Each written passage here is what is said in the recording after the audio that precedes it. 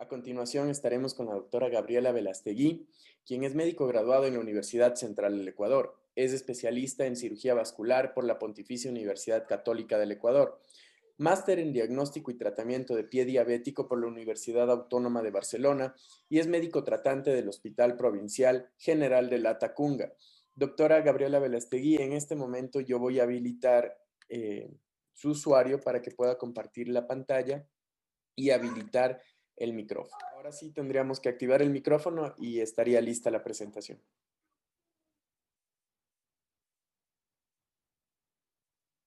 Bueno. Aló, ¿me escuchan? Buenas noches. Sí, Doc, le estamos escuchando en este momento y ya tenemos la presentación en pantalla al 100%. Ok, listo. Bueno, como les decía, para mí ha sido un gusto participar de estas charlas porque obviamente la educación médica continua tiene que ser en todos los niveles en donde estemos laborando, sea ya desde el interno rotativo, el externo, tanto como del especialista. Entonces, es un gusto para mí poder compartir algo el día de hoy con ustedes. El día de hoy, pues, vamos a hablar acerca de las emergencias vasculares durante la pandemia por COVID-19 con el tema de trauma vascular.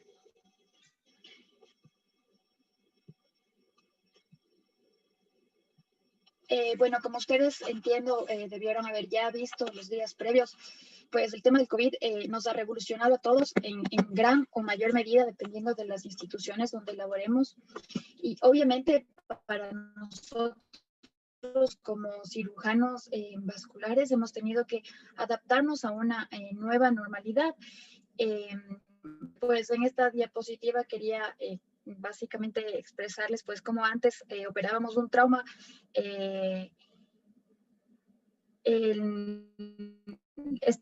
La primera fotografía es de un trauma de la arteria subclavia que se resolvió en el hospital Enrique Garcés cuando estaba en mi época de posgrado. Sin embargo, claro, ahora ya de médico tratante, pues me ha tocado adaptarme a las nuevas, a la nueva modalidad, a los equipos de protección que necesitamos. Y pues es bastante difícil para todos operar, manejar pacientes con los equipos de protección que ahora tenemos, como ustedes bien saben. Uno de los mayores referentes que nosotros tenemos como cirujanos es el Colegio Americano de Cirugía.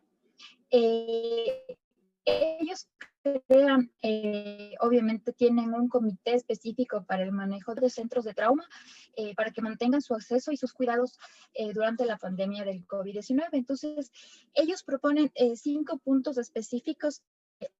Les voy a tratar de adaptar, digamos, al sistema de salud que actualmente tenemos. Entonces, ellos proponen que a nivel de país o a nivel regional se mitigue el impacto de la pandemia en los pacientes con trauma. Y para esto, obviamente, el ámbito del Ministerio de Salud o los entes de salud internacionales y principales tienen que crear directrices y, obviamente, protocolos de atención para pacientes emergentes con trauma que pueden tener COVID, sospecha de COVID o que no lo tengan. También sugieren una planificación hospitalaria, es decir, el hospital tiene que encargarse de asignar adecuadamente los recursos y la cobertura al personal de salud, equipos de protección ideales, obviamente óptimos, y los insumos necesarios para mantener que estén totalmente habilitadas las zonas críticas para estos pacientes. Sin embargo, claro, en la realidad en la que nosotros vivimos, independientemente del país al que haya afectado en mayor o menor medida el COVID, pues las situaciones no han sido favorables. Muchas veces hemos tenido que trabajar con equipos de protección a medias, con nuestros equipos de protección, sin protocolos de manejo. Y por esto, justamente, este comité de trauma le invita a los médicos y a los hospitales a instaurar sus propios protocolos hasta que se cree un protocolo internacional. Entonces, ellos insisten mucho en que las políticas y procedimientos que debe mantener una unidad hospitalaria o el Ministerio de Salud con sus diferentes niveles de atención es que se proteja y se apoye al equipo de trauma. El equipo de trauma pues no solo está conformado por un cirujano vascular, el equipo de trauma está conformado desde la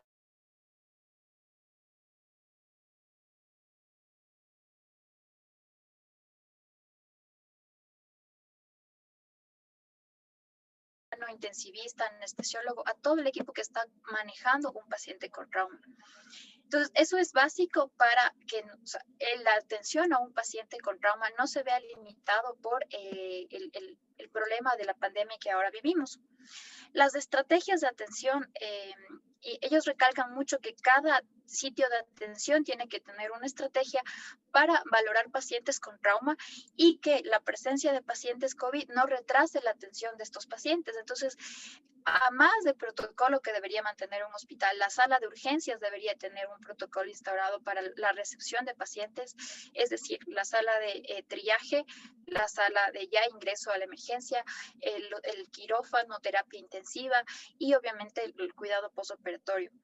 Entonces, como último punto, el Comité de Trauma sugiere que el hospital o el ente sanitario en donde nosotros estemos trabajando como personal médico mantenga estrategias, digamos, continuas para preservar y mantener hábiles los equipos de protección para los médicos y derivados sanguíneos, porque estas dos cosas son los que más se han visto afectados para el manejo de pacientes con trauma.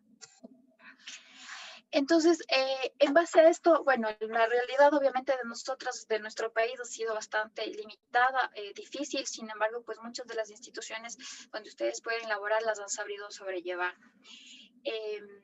Otra cosa importante que salió con el tema de la pandemia fue que el Colegio Mexicano de Cirujanos estableció un score para valorar la agudeza o la necesidad quirúrgica inmediata o prioritaria de estos pacientes.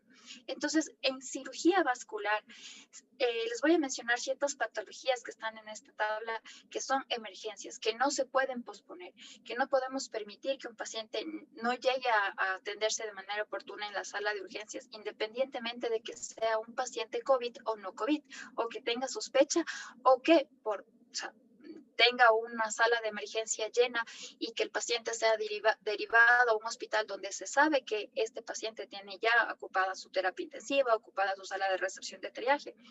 Entonces, las patologías que ameritan, que son de clase 3, que ameritan una resolución quirúrgica inmediata, urgente, está la ruptura de un aneurisma de aorta abdominal o torácico, los aneurismas asociados a infecciones o infecciones de prótesis,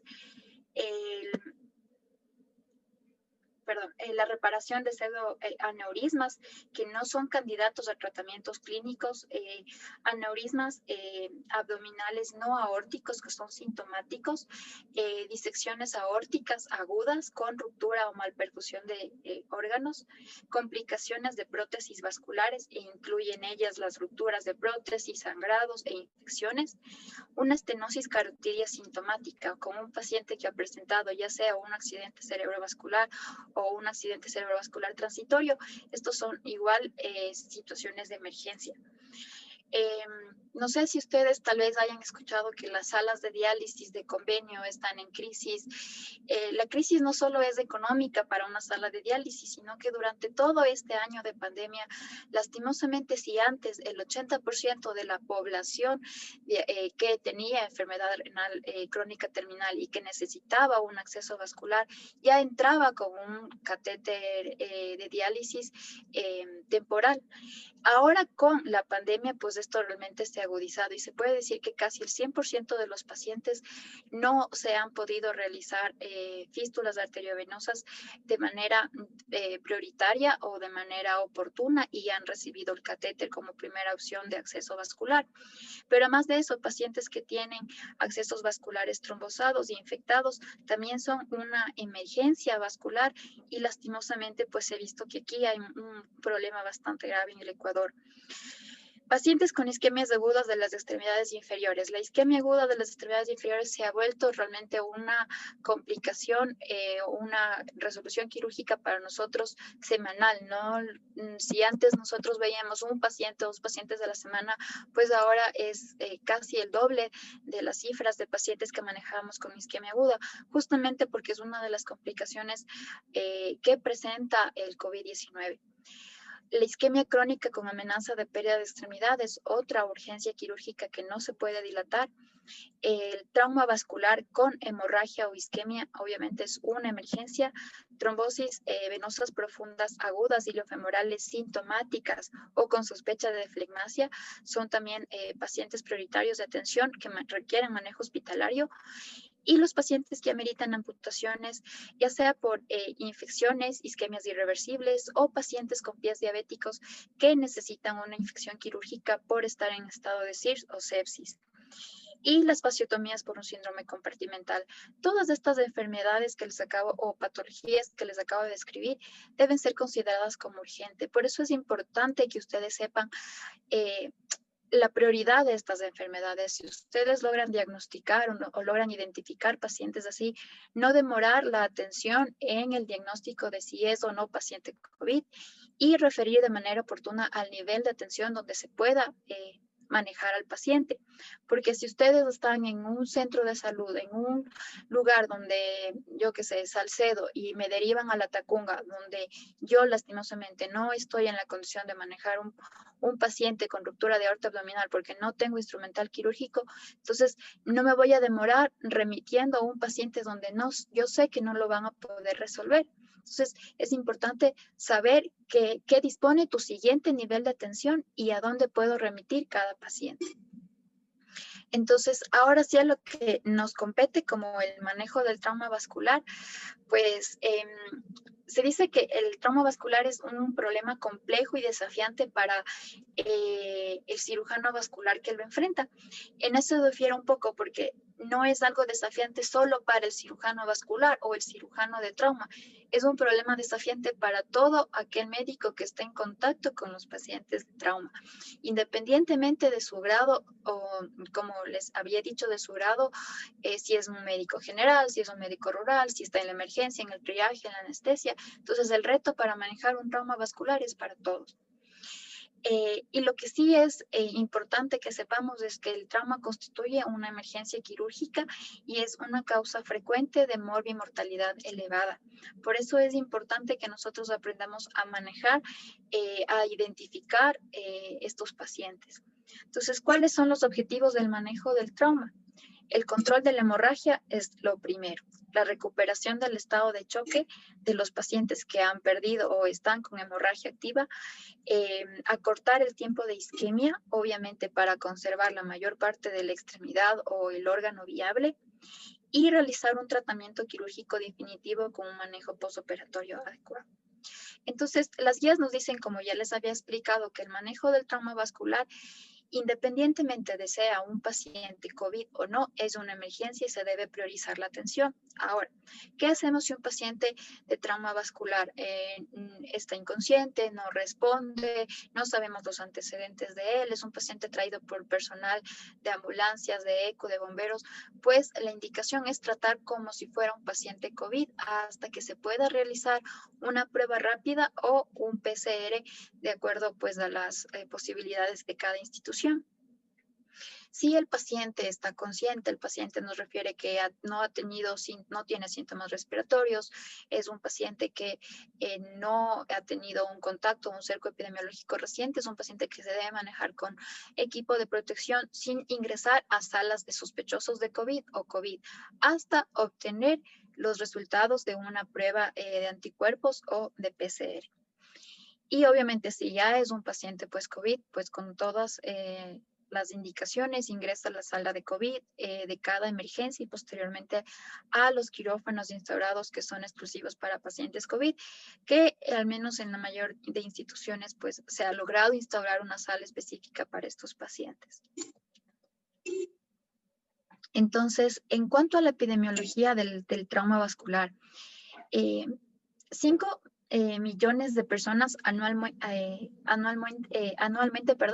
mueren resultado de un trauma en edades comprendidas entre 15 y 44 años. Esto es el panorama mundial que tenemos de los traumas vasculares. Y esto se da porque lastimosamente la referencia a veces todavía no es oportuna como principal razón de las cifras de mortalidad elevadas. El trauma vascular constituye el 1 al 3% del total de traumas que puede llegar a una emergencia. El 20% de las muertes por trauma son debidas al shock hipovolémico o a la hemorragia secundaria presentada por este trauma. Dentro de los tipos de traumas vamos a ver que el trauma penetrante por ya sea un arma de fuego, un arma blanca, representa el 88%, entre el 80 y el 88% de los tipos de trauma, el 60% por arma de fuego, el 28% por apuñalamiento y el trauma contuso, ya sea cual sea el mecanismo, por aplastamiento, por fracturas, o luxaciones, representa el 8%. El trauma debido a procedimientos iatrogénicos que se llaman es menos del 3%, o dependiendo de cada institución se ha visto que hay una disminución de este tipo de problemas por trauma. El trauma arterial como tal, el trauma de un vaso arterial representa la mayor, digamos, porcentaje de trauma vascular, es entre el 62%. El 22% de los pacientes llegan a tener traumas múltiples, es decir, traumas arteriales, venosos, linfáticos o que involucran tejidos blandos también. Y de estos pacientes con trauma arterial, el 5% llegan a tener lastimosamente una amputación. Pero cuando un paciente tiene trauma de vasos popliteos arterial y venoso, la amputación de estos pacientes llega a tener un 72% de probabilidad. Es decir, cuando ustedes vean un paciente que ha tenido una luxación posterior de rodilla, un trauma de rodilla y saben que posiblemente está comprometida la arteria y la vena poplitea juntas o hay la posibilidad de eso, es importante que ustedes desde el inicio le anticipen al familiar y al paciente la alta probabilidad de pérdida de una extremidad. Porque muchas veces llegan donde el cirujano o el traumatólogo o quien sea que al final termina manejando un paciente y obviamente nosotros explicamos cuáles son las probabilidades y el paciente nos va a referir, eso nunca me dijeron. Entonces, estos datos son importantes que ustedes tengan en cuenta para que desde el inicio ustedes tomen las medidas necesarias y las precauciones tanto con el paciente y con la información que ustedes les pueden brindar a los mismos. Entonces, en un estudio que se hizo en más de 1,200 pacientes, se vio que las lesiones a nivel general en las extremidades representan el 80%, las lesiones del cuello el 4% y tórax abdomen el 16%. A nivel de América Latina, pues las lesiones en las extremidades representan el 62%, en cuello el 9% y tórax abdomen el 29%. ¿Por qué aquí estas cifras son más elevadas? Es por el porcentaje, mejor dicho, la prevalencia de accidentes de tránsito que nosotros tenemos a nivel de América Latina. Entonces, es importante en este punto recalcar que muchas de las amputaciones mayores secundarias al trauma se dan por un retraso en el tratamiento quirúrgico, ya sea porque no se identificó a tiempo el trauma, no se derivó a tiempo, no tuvo una valoración oportuna el paciente, cualquiera que sea el factor que se identifique en una institución que está demorando la actuación o el manejo de estos pacientes se debe mitigar, porque ahora saben que la mayoría de estos pacientes pueden llegar a amputaciones. Ahora, como les había dicho, el trauma es un problema complejo y desafiante para enfrentar a un cirujano vascular. Sin embargo, es importante que ustedes sepan que es una emergencia quirúrgica que causa una mortalidad elevada y sobre todo en pacientes con edad productiva. Y como les dije, no solo depende de un cirujano o de una persona específica, depende de todo un equipo de manejo. En cuanto a los tipos de trauma que podemos ver, ya les había dicho, pues hay varias series que nos informan el porcentaje de trauma de acuerdo a las extremidades. Por ejemplo, aquí nos reportan una tasa de trauma en las extremidades inferiores y superiores del 17.7%, solo de extremidades inferiores del 19%, solo de extremidades superiores del 21%. Entonces, son varios los factores que nos llevan, al manejo de esta extremidad. En cuanto a la etiología, los traumas tienen varias etiologías. Pueden ser heridas de tipo contusas, penetrantes y iatrogénicas. En las heridas contusas vamos a tener traumas cerrados que involucran el 22% de las lesiones vasculares, que ya les había explicado. De estos, pueden ser por trauma directo o indirecto. Trauma directo, un aplastamiento. Trauma indirecto, una fractura, o sea, una fractura múltiple, un hueso literal, fractura expuesta, o articulaciones luxadas, que en la mayor frecuencia son la articulación de cadera y de rodilla. Entonces, cuando nosotros ya identificamos este tipo de traumas, tenemos que saber que en los pacientes con lesiones traumatológicas hay gran probabilidad de trombosis por lesión de la capa íntima de las arterias o sección o sección de la arteria. Entonces, es importante que nosotros aprendamos a diferenciar qué pasa en un trauma contuso. Entonces, en el trauma contuso, ¿qué vamos a tener? Ruptura de la íntima, y si solo hay ruptura de la íntima, muy probablemente no vamos a ver un paciente con hemorragia, no vamos a ver un paciente con isquemia, pero hay que tener la sospecha diagnóstica de esto, por tanto, el paciente tiene que estar siempre en supervisión y en revisiones continuas. Entonces, esta es una lesión de la íntima, como ustedes ven aquí, es una lesión pequeña, no hay más complicaciones, pero se puede complicar. ¿Por qué? Porque al lesionarse la íntima hay una activación inmediata, obviamente, de la formación de plaquetas y formación de coágulos, que posiblemente nos debe a la formación de trombos y embolización de los mismos hacia distal. ¿Qué es lo que tenemos luego que valorar? Traumatismos que pueden abarcar la íntima y la media. Pacientes que no tienen hemorragia, pero que ya pueden tener trombosis. Un paciente que no tiene un sangrado activo, no tiene un hematoma expansivo en una extremidad o en un sitio específico del cuerpo, pero que sí tiene signos de hipoperfusión. Bueno, entonces estábamos que dentro de los traumas contusos, el primero, recapitulando, era la ruptura inicial de la íntima, en la que podemos o no tener hemorragia y isquemia. En la ruptura, el segundo grado es un traumatismo que abarca la íntima y la media, y en la que puede no haber hemorragia, pero ya puede existir una trombosis con signos de hipoperfusión distal. Y el tercer grado de un trauma contuso es una contusión total con una lesión de las 3 capas de la arteria, y van a haber signos claros de una isquemia arterial aguda. Entonces, esto es lo que pasa cuando, por ejemplo, tenemos una fractura de la meseta tibial con luxaciones, desplazamientos óseos, y esto es la angiografía de este paciente. Hay una contusión completa con una oclusión de la arteria poplitea a nivel de la porción 3 de la misma.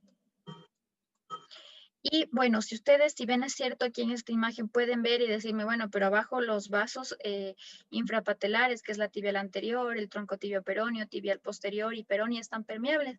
Entonces, esto es lo que a veces pasa y por lo cual no se puede manejar de manera oportuna un trauma, porque nosotros en este paciente posiblemente no tengamos signos clínicos tan evidentes de trauma. Entonces decimos, el pulso es filiforme, sí tiene, son pulsos débiles, pero sí tiene. Entonces pase a trauma, todo el traumatólogo opera, se maneja la parte ortopedia, y al postquirúrgico inmediato o al segundo o primer día postquirúrgico, pues ahí comienzan los signos de isquemia, y pues muchas veces son tan leves que no nos damos cuenta hasta cuando ya tenemos signos irreversibles. Por eso siempre tenemos que saber que cuando hay fracturas de desplazamiento, luxaciones, sobre todo, como les decía, a nivel de cadera, luxaciones de rodilla o del codo, es importante tener la sospecha diagnóstica de esto. Entonces, si bien es cierto, podemos tener pulsos, ok, pero ¿qué vamos a hacer a un paciente? Le vamos a hacer seguimiento. Vamos a pedir estudios complementarios si es que fuese necesario. En cuanto a las heridas penetrantes, pues son por armas de fuego o heridas cortopunzantes, y representan, aquí en esta mencionamos que es del 50% de las lesiones vasculares. Estas pueden ser heridas con alta energía o heridas con baja energía.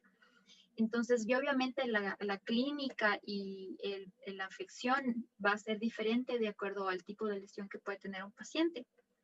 Y en cuanto a las heridas iatrogénicas, se llaman así porque están vinculadas con procedimientos que se pueden realizar por un médico, por un cirujano o por cualquier médico que pueda hacer un procedimiento endovascular. Ha aumentado bastante este tipo de traumas porque cada vez la terapia endovascular para cualquier afección cerebral, cardíaca o incluso a los miembros inferiores, pues es más común.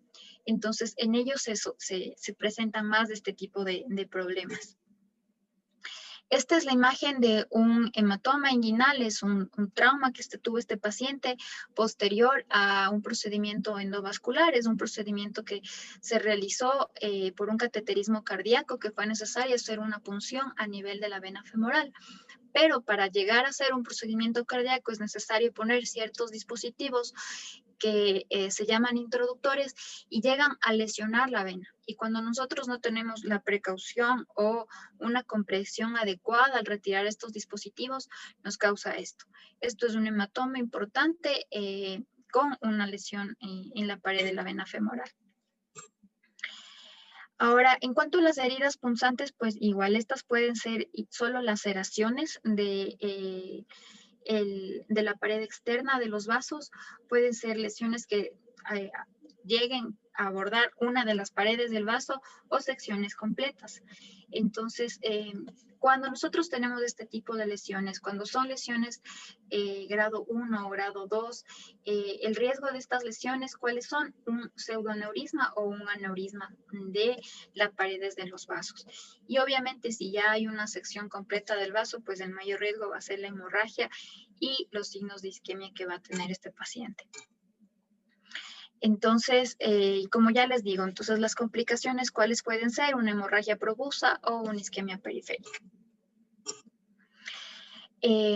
Cuando la arteria está totalmente seccionada, muchas veces hay hemorragia en el sitio del trauma, pero hay una retracción, una vasoconstricción de estos vasos, lo cual puede ser que ustedes vean que no hay cuando llega al paciente a un hospital, no va a haber un sangrado activo, un sangrado que nos llame la atención, porque ya hay una vasoconstricción y retracción vascular. Sin embargo, tenemos que valorar en estos pacientes los signos de isquemia periférica. Entonces, recapitulando y haciendo resumen de todo lo que les he explicado, los traumas penetrantes por arma de fuego, armas blancas o fracturas, van a dar como resultado laceraciones, secciones parciales de pared o sección completa de un vaso, que es la complicación que nos puede llevar a más de la hemorragia y los signos de isquemia, fístulas arteriovenosas y pseudoaneurismas. Un trauma contuso que va a estar, digamos, sobre todo en accidentes de tránsito, en impactos directos, lesiones ortopédicas, nos va a dar como resultados disrupciones de la íntima o disrupciones de las paredes no completas de las arterias. Y esto nos va a llevar ¿a qué? A trombosis y disecciones de los vasos. Y obviamente en el tema de mecanismos iatrogénicos todo va a estar determinado por el tipo de procedimientos que hagamos en estos pacientes. En cuanto al diagnóstico, el diagnóstico, a pesar de que ahora tenemos estudios de imagen, nosotros pedimos ya un eco, pedimos de tomografías o angiografías, el 90% del diagnóstico de un trauma vascular se da solo con la historia clínica.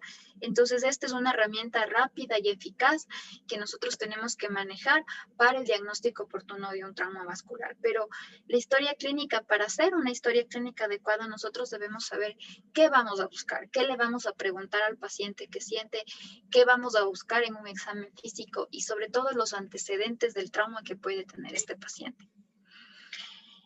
Entonces, en cuanto a la evaluación en la emergencia, es importante que el cirujano vascular no solo tengamos un sangrado activo y llamemos al cirujano vascular.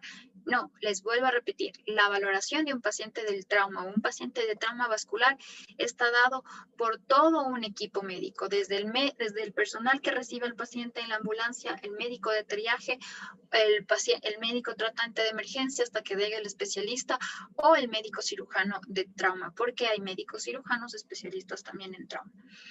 Entonces, cuando hay una hemorragia importante, no tenemos que asustarnos o correr a dejarle al paciente ahí y irnos a llamar a un especialista. No, hay que controlar la hemorragia de diferentes maneras. Mientras usted controla la hemorragia, hace el examen clínico, le manda a otra persona a averiguar el antecedente del trauma, pero es importante que se controle la hemorragia apenas usted tenga la evidencia de la misma y al mismo tiempo se realice un examen clínico y un examen físico adecuados. Entonces, los signos y síntomas, sobre todo a nivel general, que vamos a tener la hemorragia, y esto nos puede presentar con signos de choque, el cual está asociado en el 40 al 60% de los casos de trauma vascular, un hematoma expansivo o no expansivo que nosotros veamos en una extremidad o en el abdomen, y es importante valorar si este hematoma crece inmediatamente, tiene alguna masa pulsátil. Podemos valorar soplos. Con el fonendoscopio simplemente podemos valorar o auscultar la presencia de turbulencias o soplos, sobre todo a nivel de las extremidades inferiores y superiores. Y obviamente los cambios distales a una lesión vascular. Si nosotros tenemos una herida en extremidades, vamos a ver la parte distal, cómo está, si hay o no signos de hipoperfusión. Cuando aprendemos a valorar estos signos y síntomas, ahí sí podemos pasar a valorar los signos del trauma vascular. ¿Cuáles son los signos del trauma vascular que es importante reconocer y saberlos de memoria? Son los signos blandos y los signos duros del trauma vascular. Los signos blandos, ¿cuáles van a ser? Una examinación anormal del pulso, es decir, ustedes topan el pulso, pueden decir es un pulso 1/2, pero valoran el contralateral y ustedes ven la diferencia de intensidad de este pulso, siempre valorando con la extremidad sana. Valorar si es que hay un déficit neurológico, si hay un hematoma pequeño no pulsátil, si hay orificios de entrada y salida del trauma o traumas penetrantes cerca de vasos o cerca de trayectos vasculares, y la historia de hemorragia en el escenario del trauma. Por eso es muy importante que hablemos o se revise la historia con el personal que recibe al paciente. No podemos recibir una C8 y mandarle al personal, decir, ya le recibí, le sello, vaya. No, el personal se queda hasta que nosotros indaguemos cuáles fueron los mecanismos del trauma. Estos son los signos blandos. Los signos duros, que son la base para el diagnóstico de un trauma vascular, una hemorragia activa, es un signo indiscutible de trauma vascular. Pulsos distales ausentes, hematoma expandible, que ustedes ven que es un hematoma que va creciendo, que es pulsátil, el soplo o tril palpable en el sitio de lesión que puede tener el paciente, y finalmente tenemos que valorar los signos de isquemia aguda, que son las 5P de la isquemia, es decir, un paciente que tiene dolor, tiene parestesias, palidez, poliquilotermia, que son cambios de temperatura en relación con la extremidad contralateral, y parálisis. Un paciente con un trauma no nos va a llegar sangrando todo el tiempo. Ya sabemos los signos de que hay traumas contusos, que son traumas cerrados por luxaciones, por fracturas. ¿Qué vamos a valorar en ellos? Presencia de pulsos, de hematomas y los signos de isquemia. Entonces, cuando nosotros sabemos reconocer estos signos duros, podemos ya diagnosticar fácilmente un trauma y saber que este paciente va a requerir de manera prioritaria y urgente una exploración quirúrgica y posible reparación. La sensibilidad de valorar estos signos, tanto blandos como duros, la sensibilidad del diagnóstico del trauma vascular es del 96% y la especificidad cerca del 80-89%. Entonces, es un examen específico, muy específico para este tipo de pacientes. Entonces, ¿qué debemos hacer si ya reconocemos estos signos? Tenemos un paciente con un trauma grave, un trauma contuso, un trauma abierto, con componente importante de lesión de tejidos blandos, óseos, siempre valorar qué tipo de trauma tenemos. Si tenemos signos duros de lesión arterial, directo a la intervención quirúrgica. Pero si ustedes reciben un paciente con trauma vascular, independientemente de si sea de extremidades o un trauma de cuello o un trauma de abdomen, obviamente al inicio del trauma, en el triaje, ustedes piden una batería de exámenes necesaria para que el paciente sea evaluado. Obviamente no vamos a esperar a las 2 horas de los exámenes de laboratorio. Un paciente con trauma necesita una gasometría, independientemente de los signos de trauma que tenga. Una gasometría básica, con esto podemos entrar a quirófano con pacientes que tienen signos duros de trauma vascular. Cuando tenemos signos blandos de lesión arterial, ¿qué es lo que vamos a hacer? Vigilancia del paciente. Pedir exámenes complementarios para descartar la presencia del trauma.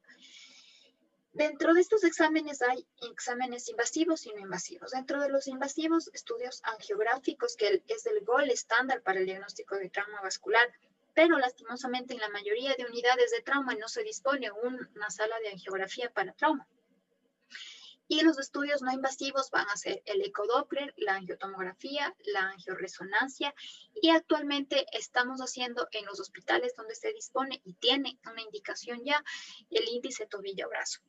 El índice tobillo-brazo es la medición de presiones en relación de las extremidades superiores con la inferior que está afectada y sacamos el ITB. Entonces, este resultado, lo normal es de 1. Si el paciente tiene un índice tobillo-brazo menos de 0.9, tenemos alta sospecha que este paciente puede tener un trauma vascular. Y dependiendo de los hallazgos que nosotros encontremos en estos estudios, vamos a valorar, ya que nuestro paciente está estable, no tiene signos de choque, no tiene un compromiso hemodinámico importante, vamos a valorar si es que el paciente se va a tratamiento endovascular o a una cirugía convencional. Pero no se le puede dar el alta a un paciente con signos blandos de trauma. Nunca. Un paciente tiene que mantenerse en monitorización al menos 48 horas. Como les decía, pues la arteriografía es el patrón de oro para el diagnóstico de nosotros, tiene una certeza diagnóstica del 94%, buena especificidad y sensibilidad, pero lastimosamente pues es limitado para el uso de nuestros pacientes en la mayoría de hospitales. Cuando se hace una arteriografía, cuando el paciente esté hemodinámicamente estable, cuando las heridas secundarias a trauma cerrado por aplastamiento no se pueden determinar si es que hay o no un trauma por este tipo de heridas secundarias a proyectiles múltiples, porque podemos en las arteriografías ver qué vasos, no solo uno, sino qué vasos están comprometidos y hasta dónde puede llegar el trauma. Y cuando hay sospechas de una fístula arteriovenosa o pseudoneurismas secundarias al trauma.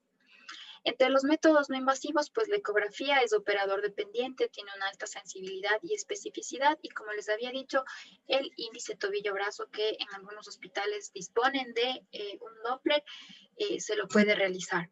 El tratamiento. El tratamiento prehospitalario es primordial para el manejo del trauma vascular.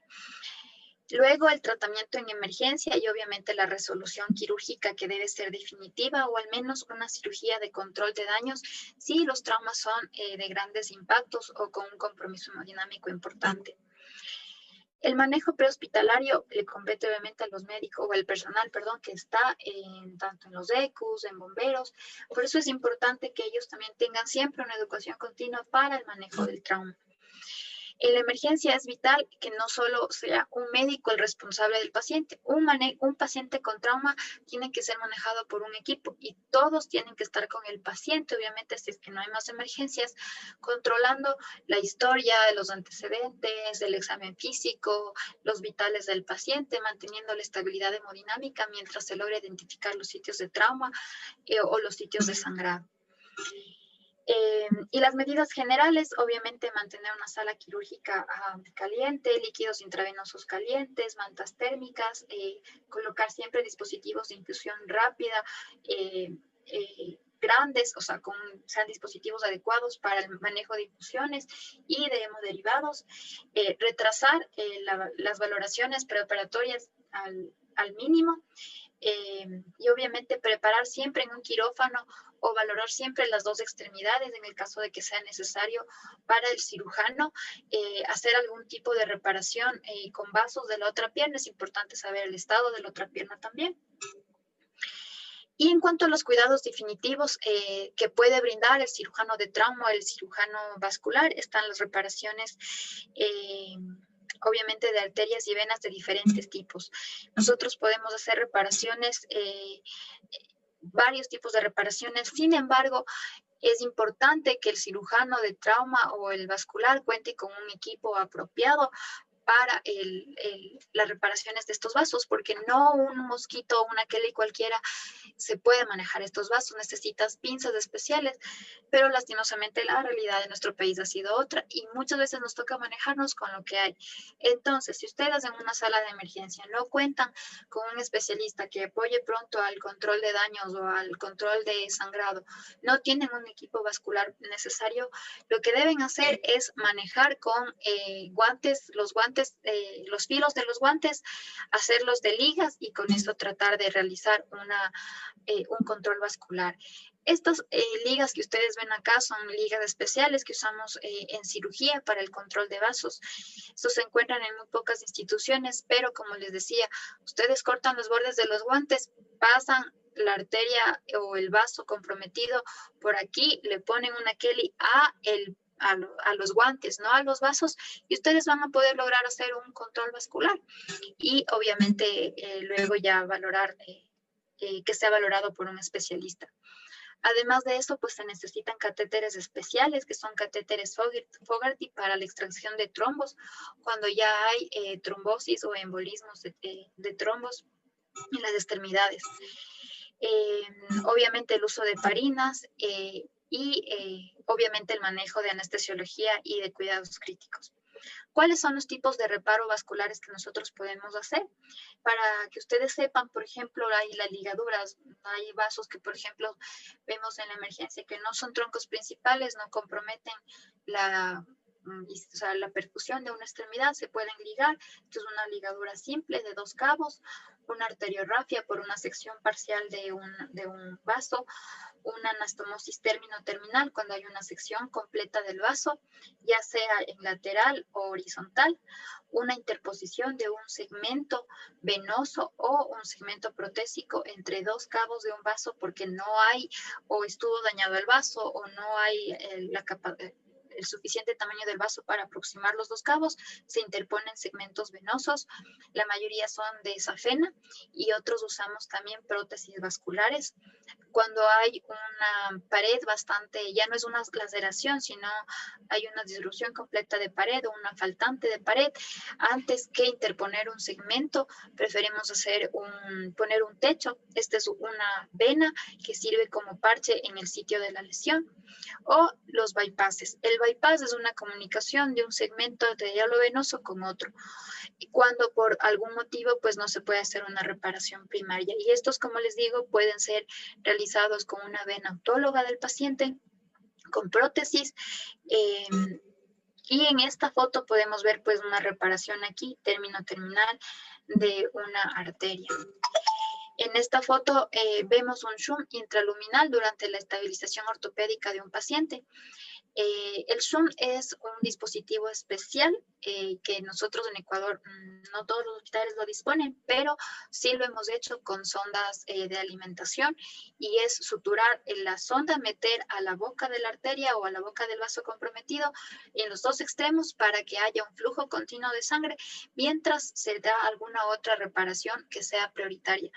Es importante que sepan que la reparación vascular, ya sea de arterias o venas, es prioritaria sobre la reparación de cualquier otro, o sea, de cualquier reparación de tejidos blandos por plástica o reparación de tejidos óseos por ortopedia. Sin embargo, cuando a veces hay fracturas importantes, el sangrado generado por la fractura puede llevarle al choque al paciente. Y en estos casos, pues nosotros optamos por hacer un shunt para colocar, mantener la circulación distal y que el médico o el ortopedista pueda manejar la fractura y estabilizarla.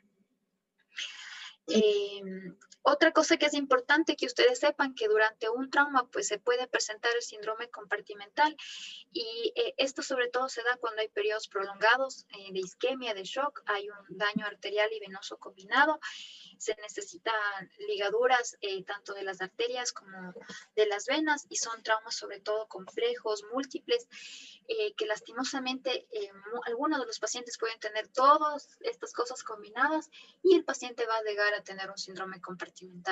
Y el síndrome compartimental, de igual manera, tiene un alto riesgo de amputación.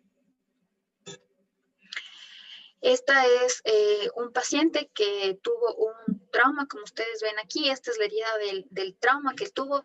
Sin embargo, nosotros usamos aquí la arteria, la vena safena para interponer en un segmento de la arteria que estaba lesionada. Y cuando nosotros sospechamos de que el paciente estuvo mucho tiempo en choque, tuvo mucho tiempo de isquemia, va a tener complicaciones de reperfusión, justamente por la revascularización, se pueden realizar fasciotomías de manera profiláctica para evitar el síndrome compartimental, posteriormente la amputación. Ahora, en la actualidad, pues el manejo del trauma en otros países, el manejo es endovascular. Se evita sobre todo en los pacientes ahora por el riesgo de COVID ingresar a quirófano con los pacientes que tengan traumas periféricos. Sin embargo, pues hay muchos estudios que corroboran, validan el uso de terapia endovascular, pero lastimosamente pues no hay la disposición en todos los hospitales. Este es un estudio angiográfico donde ustedes pueden ver aquí una fuga de esta rama. Esta es una herida penetrante. Y lo que se puede hacer aquí es colocar un stent, evitar abrir al paciente, entrar de manera endovascular por la arteria femoral, acceder a esta rama, colocar un stent y pues sellar el sitio de fuga. No sé si me permitan enseñarles.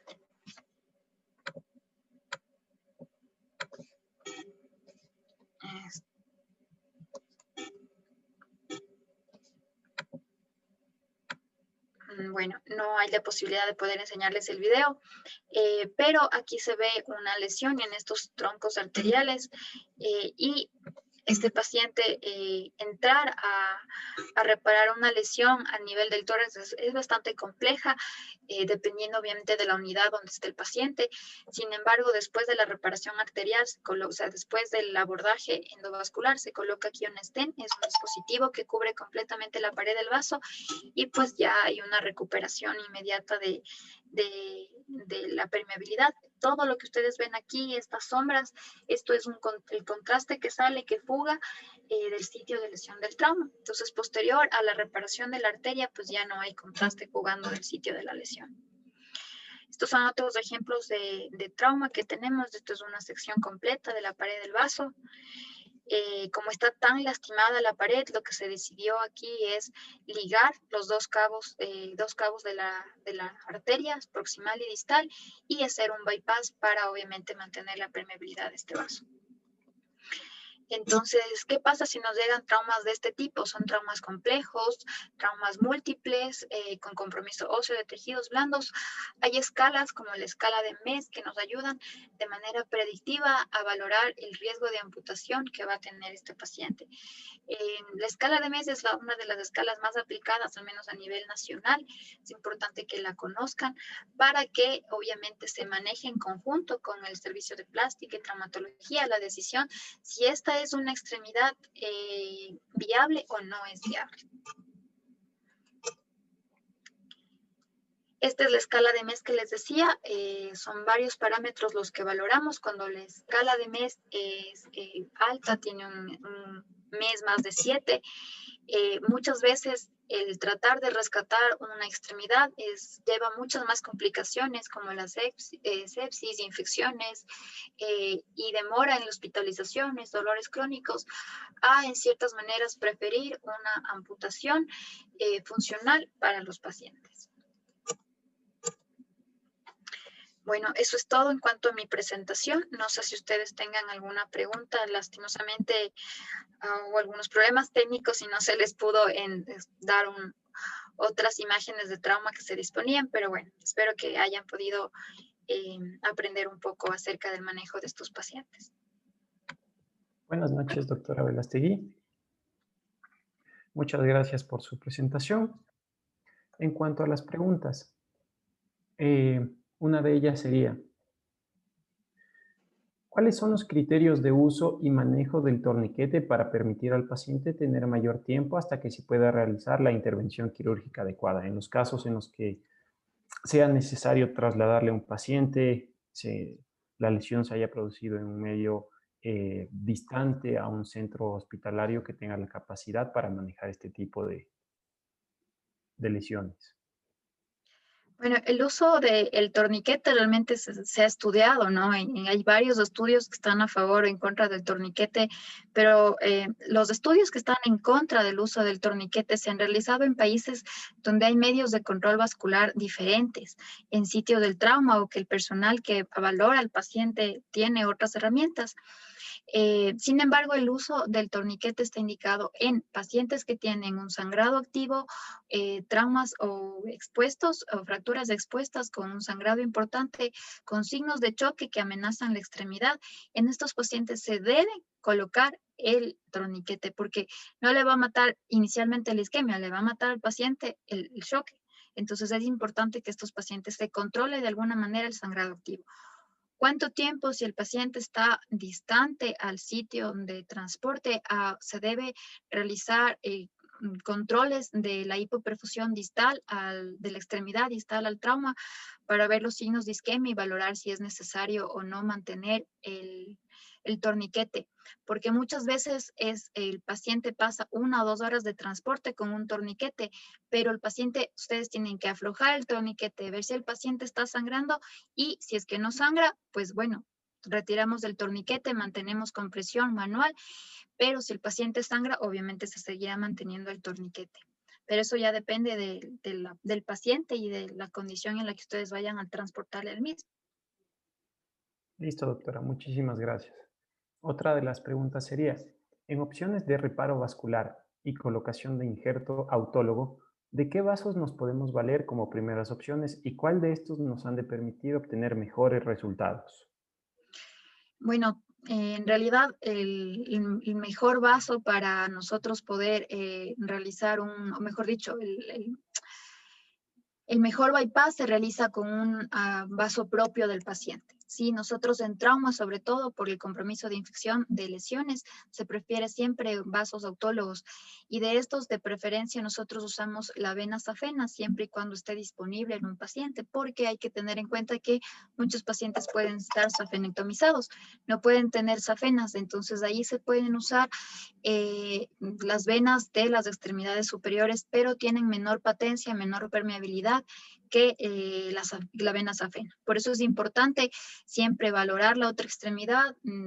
Obviamente que el cirujano que vaya a entrar a la reparación sepa si tiene o no un conducto y si es que no tiene, prepararse para colocar una prótesis de no tenerlo. Pero la safena es el mejor vaso para la reparación vascular. Listo, doctora. Muchísimas gracias por su respuesta. Eh, Aquí va una pregunta más que se ha realizado. ¿Es importante el empleo de antibióticos y profilaxis antitetánica? Sí, o sea, depende del mecanismo del trauma. Si ustedes saben que es un paciente que tiene un trauma penetrante con un metal, con una bala o con cualquier tipo de cosa que obviamente no sepamos que no sea por una fractura como tal, por un accidente se debe aplicar como protocolo la antitetánica y la profilaxis antibiótica. Tengan en cuenta que estas heridas son heridas contaminadas, son heridas sucias y por lo tanto requieren inicialmente antibióticos de alto espectro. Las fracturas expuestas como tal ya tienen una indicación, mucho más un trauma complejo como estos. Listo, doctora. Muchísimas gracias. Esas serían las preguntas que han formulado al final de su presentación, doctora. Se le agradece infinitamente por el tiempo destinado a la charla, a este congreso. Quedamos muy agradecidos con usted, doctora. Ok, gracias a ustedes. Disculpen los inconvenientes técnicos y pues ha sido un gusto compartir hoy con ustedes.